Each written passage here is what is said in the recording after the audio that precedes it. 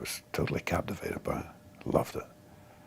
So then I thought maybe Islam's the answer. Really makes me think about becoming a Muslim. We'll be discussing that and also revisiting Liam Neeson's trip that he did years ago to Turkey. Yeah, so you have been traveling a lot, huh? Yeah.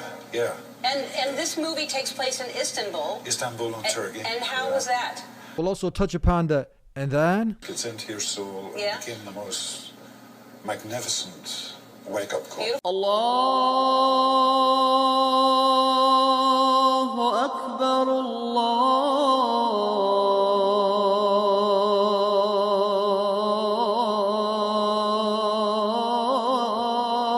Akbar.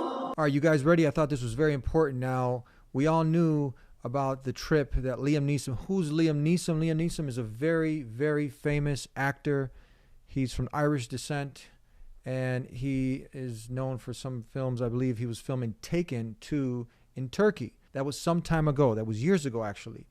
And the word got around that he was considering accepting Islam. Well, maybe Islam's the answer. Really makes me think about becoming a Muslim. So let's get into this clip. Let's watch it again. There's another part to it that I never seen until now. Someone sent it to me. So that's what had me want to revisit this and go ahead and derive some benefits from it. So let's get into the clip. And this movie takes place in Istanbul. Istanbul in Turkey. And how was that? It was beautiful.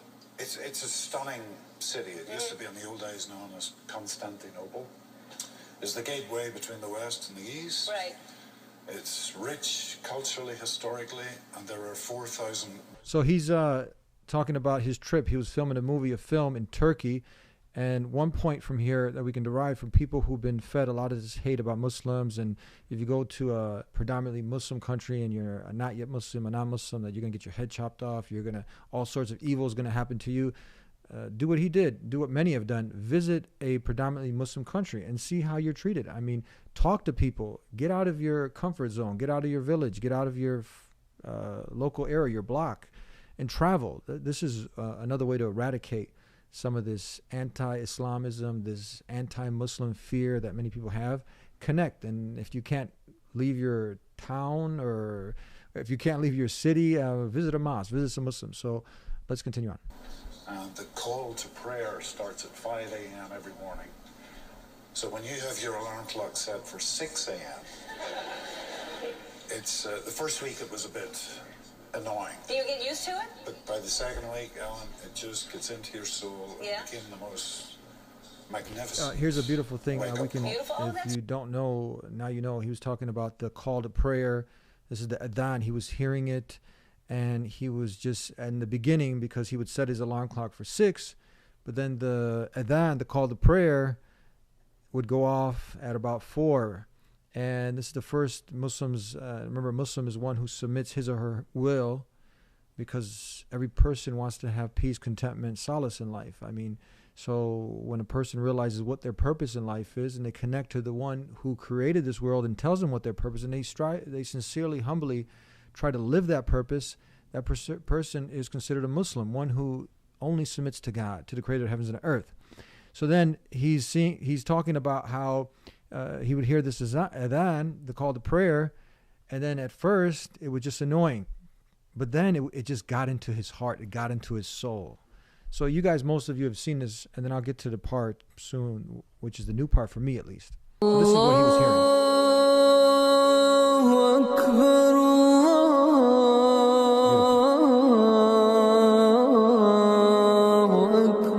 What was just said, it says God is the greatest, Allah, God Almighty. Allah just simply means God, the only one worthy of worship. So he would hear this, he would hear the adhan, and it's just saying that God is the greatest, God is the greatest.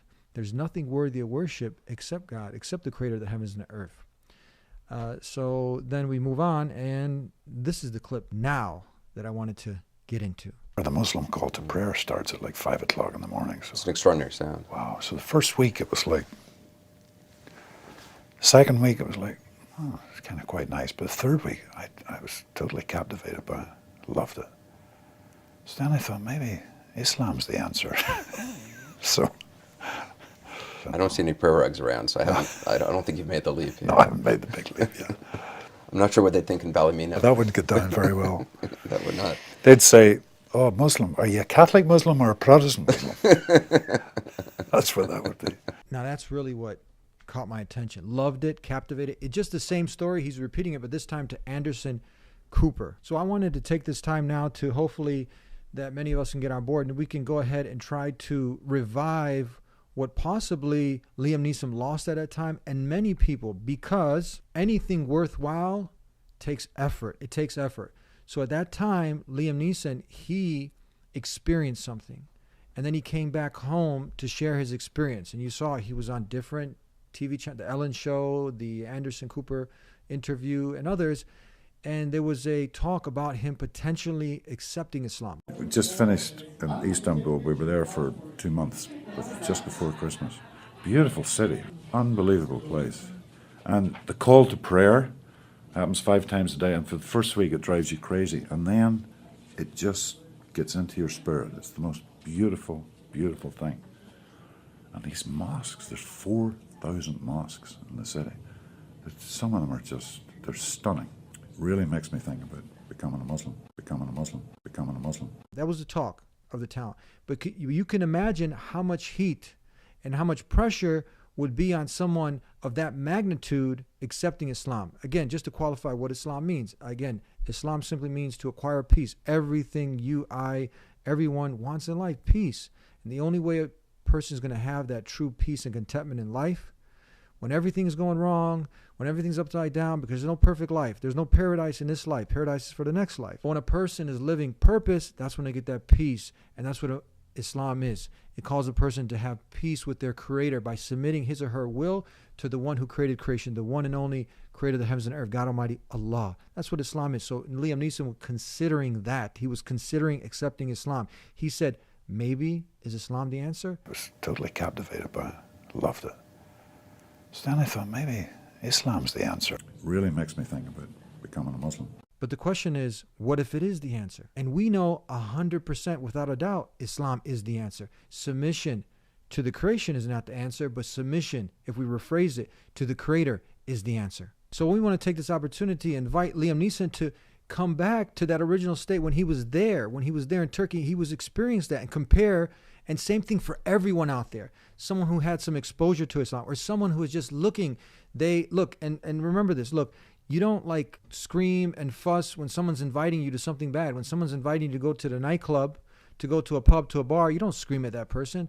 So when somebody's inviting you, when your friend or your neighbor, your colleague, when someone is inviting you to the most beautiful thing that you can do, to have a connection with the creator of the heavens and earth, to live your true purpose in life, you should feel a sense of happiness that this person is actually calling me to something good, something great.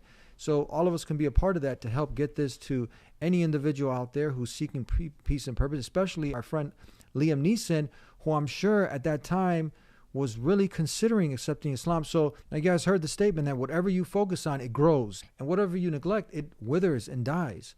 So now at that time, or at this time, you right now, you've considered like, okay, I've experimented everything. You're not even at that level of Liam Neeson where you've been in all these films, you got all this money and all the pleasures of this life open up in front of you. But maybe you've had those things. You were dreaming about those things. You might not ever acquire those things. Maybe you have. I don't know. But there is one thing that you're tired. You're exhausted. You really want to know what's your purpose in life. Why am I here? Everything around you has a purpose. What about the human being? So we invite Liam Neeson to go back to that state, how he was feeling then. Because time has passed and the person is just getting closer to their DD departure date. And it's really time to think like, how many more movies am I going to make? How many more Grammy events am I going to be invited to? How many more fake people am I going to be around?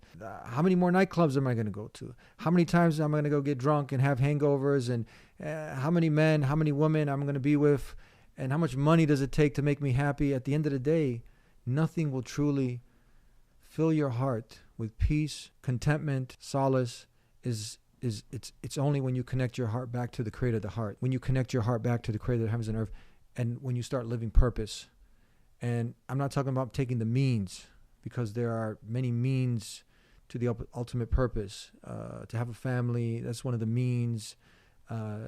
To make a honest day's living is one of the means.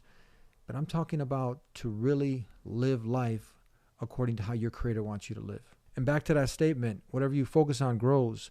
Imagine now when you're given that opportunity, like right now, or Liam Neeson at that time. And a lot of times we have that mentality, that like winning team mentality. And we have the truth is always being attacked. Islam is always being attacked. So now you feel like, okay, what are people going to say? So time still goes on and people forget. But you traded off. You sold your soul. You sold yourself more for what? For fame, for money, for popularity, rather than that treasure was presented in front of you. And how many people, they lose that treasure because they're more worried, is that groupthink mentality, what my friends, foes are going to say if I go down this direction. I'm not sure what they think in Ballymena. That wouldn't get down very well. That would not. They'd say, oh, Muslim, are you a Catholic Muslim or a Protestant Muslim? So nobody's perfect. Practice makes progress. So it'll take some time, little baby steps. Start to leave off some of the vices, some of the things that you know are not good for you. Start forming a direct connection with your Creator by asking the Creator for guidance, and start surrounding yourself by good people who will be a good example around you. Cut off the bad friends, cut off the bad company, cut off the bad places that you know you shouldn't be around, and start to clean up your life and break the biggest idol that can be you most of the time, your ego, and really humble yourself. And then start looking into Islam. Really look at Islam. Look what Islam is all about. Look what Islam calls you to. Take a look at it. Just humbly, sincerely. So get to know Islam. Get to look into Islam. So I just wanted to share this with you because I thought it was very, very important. And the key message, when the truth comes to you, take advantage of it. It came to him at that time. He was in a Muslim country. It really touched his heart.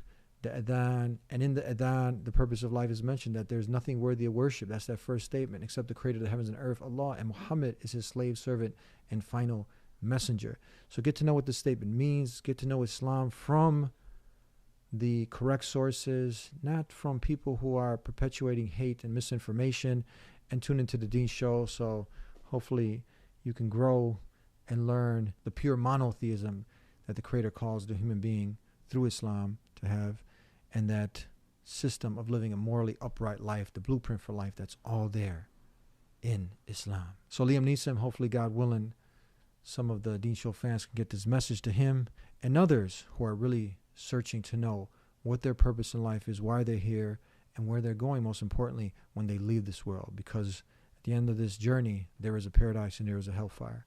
So what we live for in this life will determine where we're going in the next life.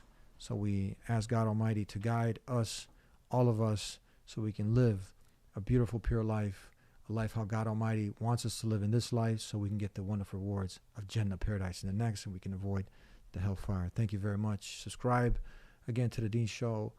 Hit that notification bell. Like this video. Help us get this out to our friend Liam Neeson and others, and support us on our Patreon page. We'll see you next time. Peace be with you. Assalamu alaikum.